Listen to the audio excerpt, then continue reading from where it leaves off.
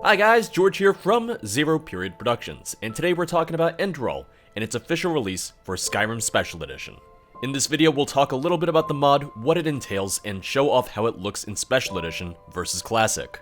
To start, let's talk about Enderal itself, in case you haven't heard about it before. Enderal, the Shards of Order, is the biggest Skyrim mod to ever release, and it really is a one-of-a-kind mod in a lot of ways. For starters, it's considered one of, if not the only total conversion mod out there for Skyrim, meaning that it aims to completely change the game, to the point where it really is its own experience. It's not set in Tamriel or Nirn, but instead in its own fantasy universe, on the continent of Vin. This means that while it might look a lot like Skyrim because of models and textures and so on, Enderal sets out to tell its own story in its own world.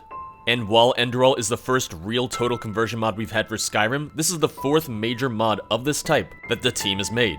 Enderal is in fact the fourth entry in its series. Sure AI, the team behind the project, has made total conversion mods for previous Elder Scrolls games as well, Arcwind and Mire Aranth, both of which were made for Morrowind, and Nehrim for Oblivion.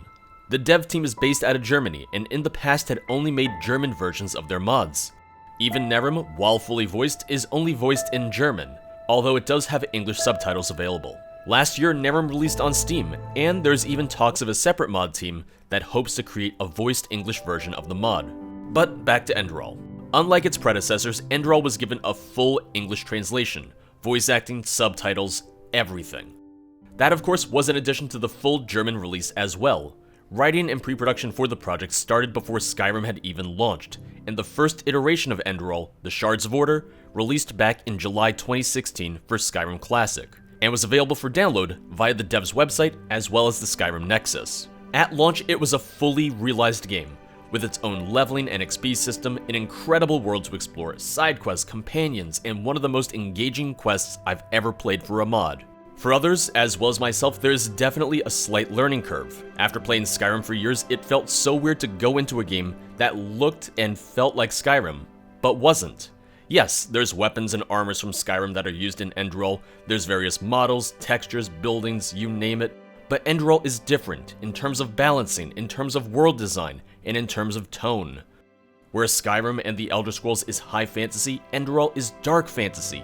It's a much darker story and setting by comparison, deals with a lot of complex characters and situations. And of course, while there are many models and textures that you'll immediately recognize from Skyrim, Enderal has plenty of unique weapons, armors, buildings, and more. Not to mention a beautiful original soundtrack, with several bard songs to boot. In terms of gameplay, some of the changes were really welcomed. Enderal makes use of a more traditional XP system, where you get XP from kills, completed quests, discovering new locations, you get the idea.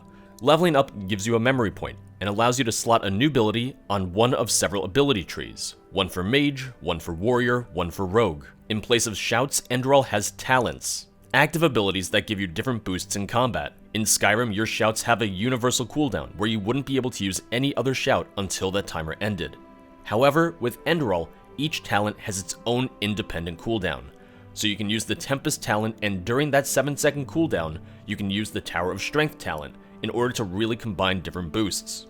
In terms of skills, you'll find the same overall list of skills from Skyrim. One-handed, two-handed, smithing, light armor, heavy armor. Unlike Skyrim, however, where using the respective skills would level them, in Enderal, you need to find skill books, which will level up those skills. It means spending more gold throughout your game in order to level properly.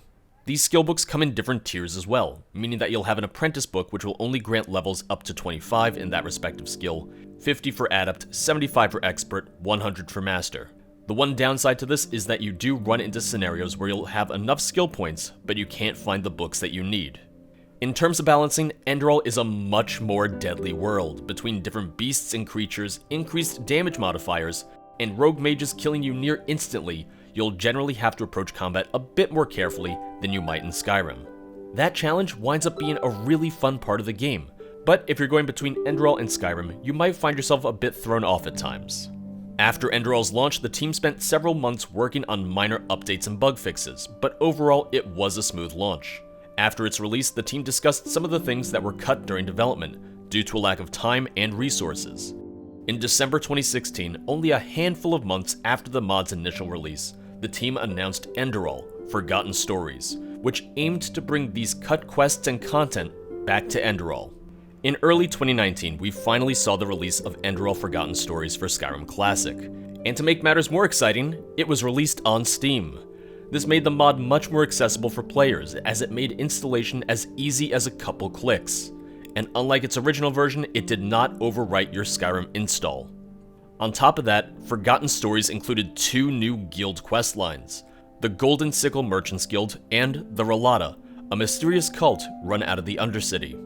In addition to that, the mod added a few new quests that helped to flesh out parts of the main story more, new bounty missions, new weapons, new armor sets, and 2 new classes, the Lycanthrope and Phasmalist, as well as a secret third ending. Not to mention various changes and fixes for balancing, crafting, and leveling. One of the reasons that Forgotten Stories took a while to develop was that many members of Sure AI had found work in game development. Enderal acted as a great piece to have on their resumes, and allowed them to branch out into more traditional game development roles.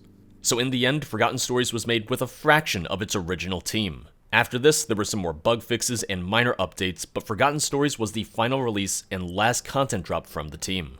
In early 2021, Sure AI announced that it was starting development on its first commercial game, and released a final set of bug fixes for Enderal on Steam. At this point, a fan requested permission to release an official port for Special Edition, which the team agreed to. Which brings us back to where we are now, with the Steam release of Enderal Special Edition. Now, there's quite a few reasons why this release is such a positive. For starters, Enderal was pushing the limits of Skyrim's engine. With how much it tried to pull off graphically, script-wise, etc., the 2011 release of Skyrim struggled to keep up at times. Skyrim Special Edition is a 64-bit version of the game, meaning that the game can use more RAM than its predecessor, which makes for a smoother experience overall. Not to mention that Special Edition comes with its own suite of graphical upgrades, and no, it's nothing completely night and day, but it does allow for some more graphically immersive scenes. And finally, the accessibility factor. Not everyone has a copy of Skyrim Classic. Some people have only gotten into Skyrim in the past few years, and since Special Edition released in 2016, Steam has made it much harder to buy a code for Skyrim Classic. I have friends who only have Special Edition and had to find online retailers who still sold codes for Skyrim Classic so that they could play Enderal in the first place. The ability for people to choose between which version they want based on which version of the game that they own is a big win for everyone. For me, as someone who considers themselves part of the modding community, this is super exciting to see. So few mods are approved for Steam release, and Sure AI has both Nerim and Enderal available on Steam. And now we have Enderal Special Edition on Steam as well, made by a fan and approved by the devs for release. Enderal was a project that brought a lot of new people to the modding community. It was a project that made headlines on gaming sites, and showed how talented mod authors are. Enderal will always stand out to me as one of the most ambitious and most fleshed out mods out there. It's something I highly recommend trying out for yourself.